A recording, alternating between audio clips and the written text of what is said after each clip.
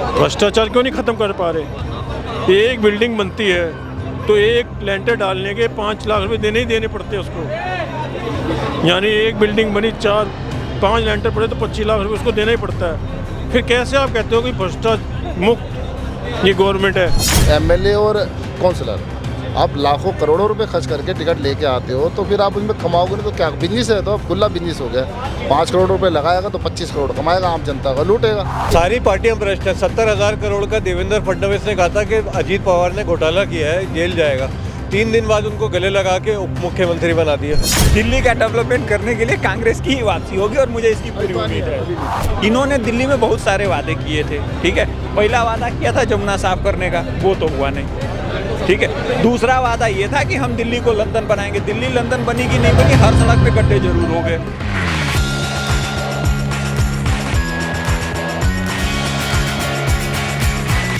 नमस्कार, आप देख रहे हैं भैया जी गजब और मैं हूं आपके साथ यशस्वी शर्मा। विधानसभा के चुनाव अब ज्यादा दूर नहीं है और इसी के चलते अभी मैं मौजूद हूं चांदनी चौक में। तो अभी बात करें तो कांग्रेस पार्टी पे बात करते हैं कि कांग्रेस पार्टी ने अभी अपनी लिस्ट जारी नहीं करी है नेताओं की, लेकिन खैर अगर दूसरी तरफ देखें तो राहुल गांधी जी यात्राएं भी निकाल रहे हैं, काफी प्रचार प्रसार भी कर रहे हैं और कांग्रेस दिल्ली की जनता से बातचीत भी कर रहे हैं और उनसे भरोसा जीतने की भी कोशिश कर रहे हैं। लेकिन यहाँ की जनता से बात करते हैं कि कांग्रेस में उनको कितना भरोसा है। क्या कांग्रेस यहाँ पे हाथ बदल पाएगा या फिर झाड़ू ही चलेगी? हाँ जी, क्या लग रहा है?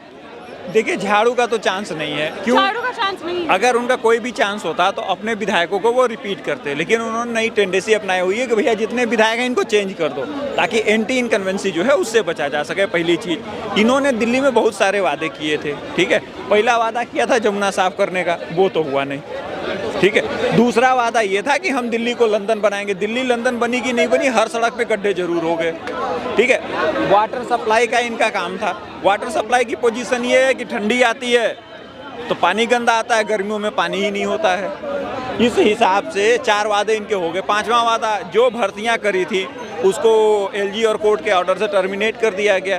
कोर्ट से डांट पड़ती है तो ये पैसा देते हैं डेवलपमेंट का। तो भैया किस मुंह से ये जनता के पास वोट मांगने जाएंगे? और भाई लिकर पॉलिसी के अंदर खुद ही जेल हो आए हैं, तब इसके बावजूद भी बेशर्म आदमी है कि जाके जनता से वोट मांग रहे हैं। आपको क्या लगता है, अगर हम बात करें आम आदमी पार्टी की, ठीक है, जो कि दिल्ली में तो है ही, लेकिन हम बात करें कांग्रेस की, तो कांग्रेस के क्या हालात लगते हैं? क्या टक्कर तो आपको लगता नहीं कि वो दे पा रही है इस बार दिल्ली में? सही बोल रहा। कांग्रेस का तो ऐसा एजेंडा बना दिया पूरे हिंदुस्तान के अंदर, हर स्टेट के अंदर कांग्रेस को जीरो ही दिखा दिया। जीरो दिखा रही है या है जीरो? इस समय तो जीरो वाले काम हो रहे हैं ना। कांग्रेस मेहनत भी कर रही है पर लोगों के अंदर अभी भी इनके दिलों में जगह नहीं बन पा रही है। आम लोगों के दिलों में जगह कांग्रेस की अभी नहीं बन पा रही है। थोड़ा बहुत लोग जाकर दोबारा से इन्होंने जो न्याय यात्रा निकाली है दिल्ली के अंदर भी, उसका भी बड़ा अच्छा रिस्पॉन्स मिला है। देखो क्या होता है, जनता जनार्दन की समझ में आता है नहीं आता है। उनके जो वादे जो कर रहे हैं लोगों के बीच, वो अपना मैनिफेस्टो फैला रहे हैं, वो कामयाब होगा या नहीं होगा।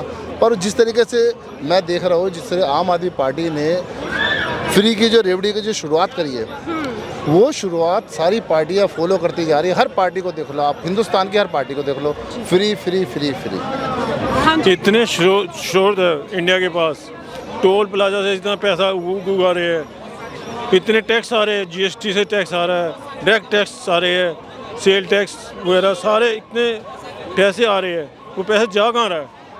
मैं ये पूछना चाहता हूँ कि वो पैसा कहाँ जा रहा है? भ्रष्टाचार ख़त्म नहीं कर पा रहे। भ्रष्टाचार क्यों नहीं ख़त्म कर पा रहे? एक बिल्डिंग बनती है तो एक लेंटर डालने के 5 लाख रुपए देने ही देने पड़ते हैं उसको। यानी एक बिल्डिंग बनी 4-5 लेंटर पड़े तो 25 लाख रुपए उसको देना ही पड़ता है। फिर कैसे आप कहते हो कि भ्रष्टाचार मुक्त ये गवर्नमेंट है? ना दिल्ली ना सेंटर, कोई भी भ्रष्टाचार मुक्त नहीं है, भ्रष्टाचार से मुक्त नहीं है। सारे नेताओं को बहिष्कार कर देना चाहिए। एक काउंसलर होता है, टिकट के लिए जाता है, काउंसलर की टिकट लेने जाओगे किसी अच्छी पार्टी में जो समय लीडिंग पार्टी है। अब जैसे इस समय लोग कह रहे हैं बीजेपी दिल्ली में, तो अगर उसका टिकट के लेने के लिए भी जाएंगे, आप क्या समझते हो टिकट आसानी से मिल जाएगा?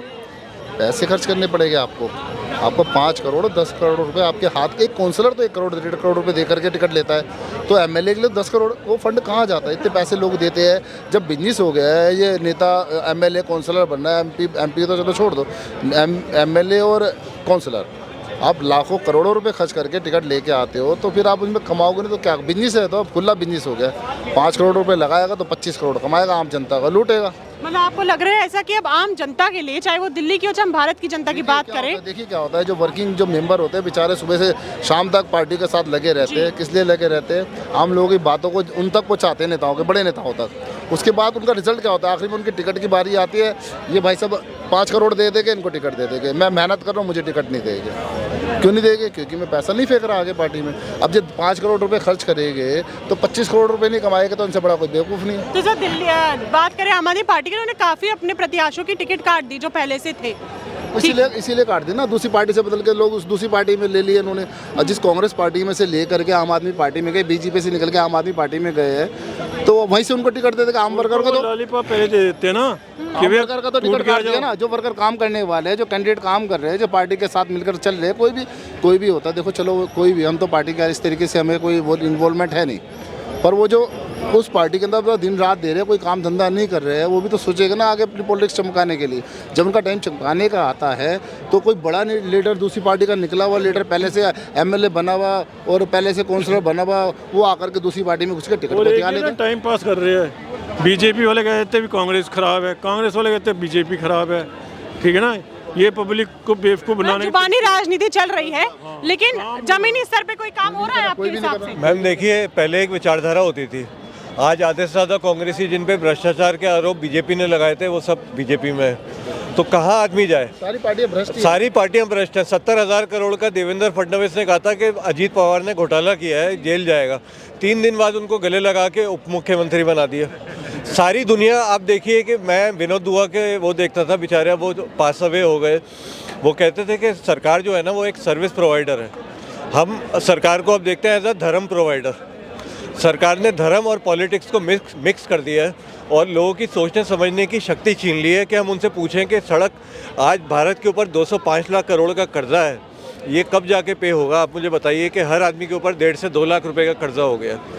तो हम ऐसे लोन लेते रहेंगे तो फिर ये चुकाएगा कौन? लास्ट में कौन चुकाएगा?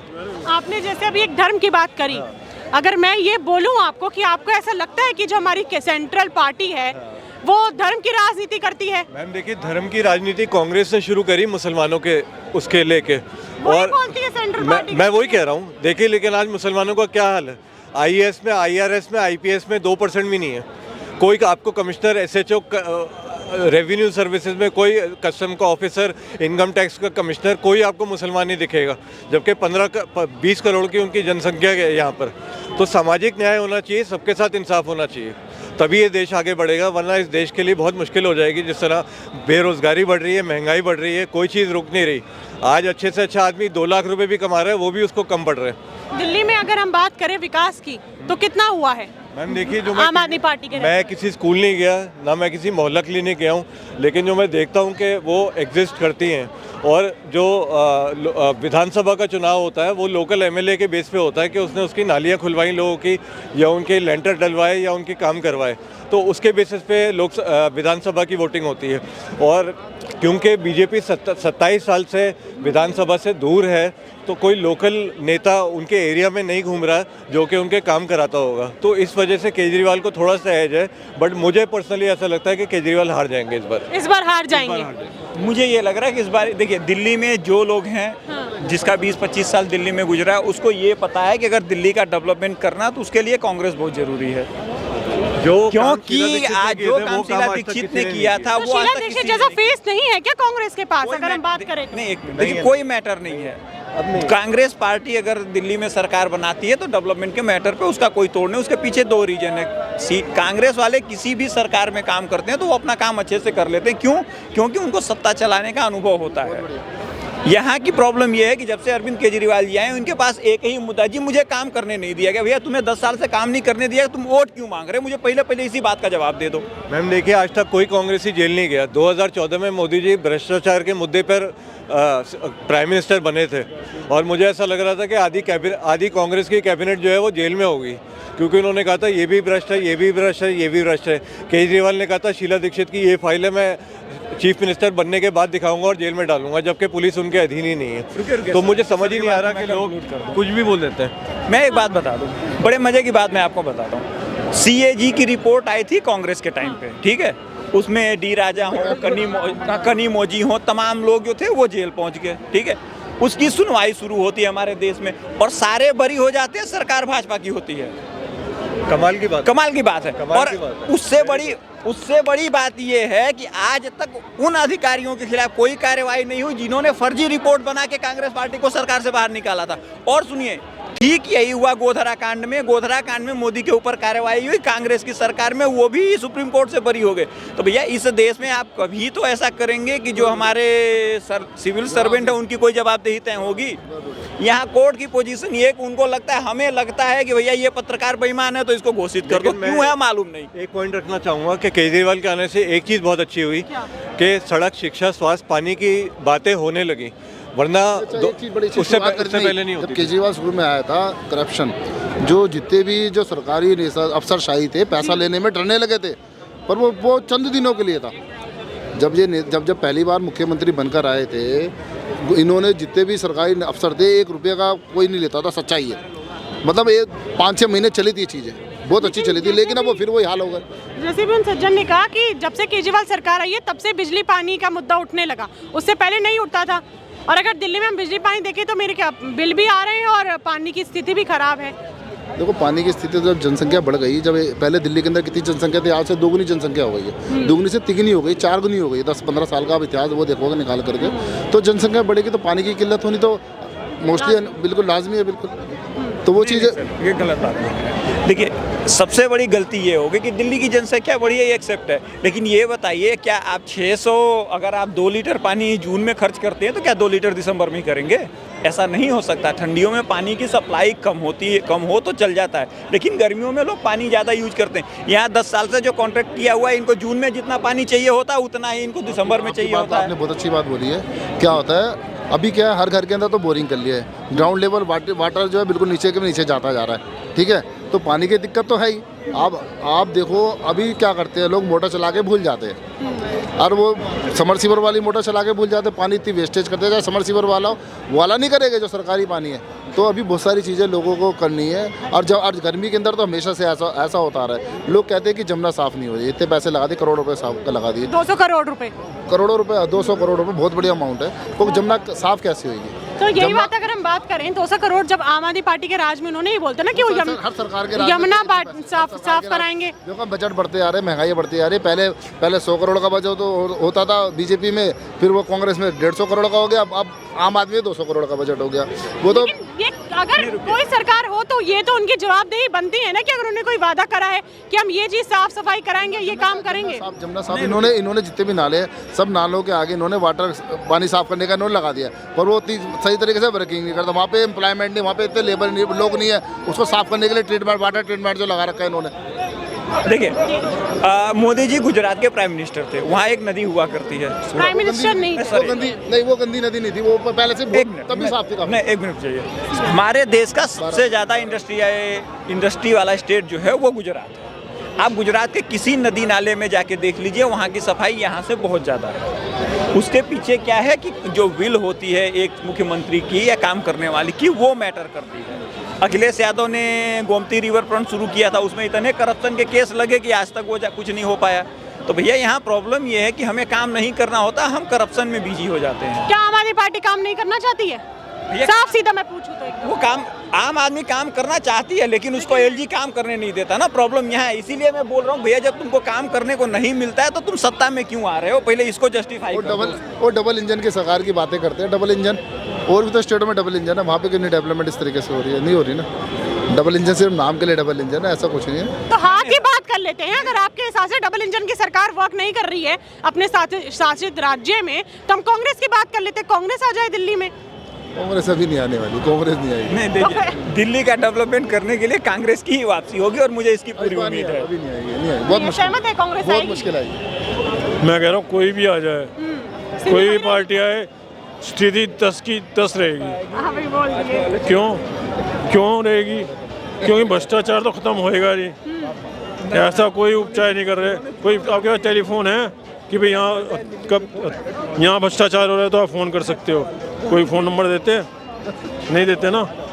तो भ्रष्टाचार जब तक ख़त्म नहीं होगा, भ्रष्टाचार ख़त्म हो ही नहीं सकता। जब तक ये एडवर्टाइजमेंट चल रही है, कोई भी इलेक्शन होता है तो उसमें कितने करोड़ रुपए खर्च हो जाते हैं।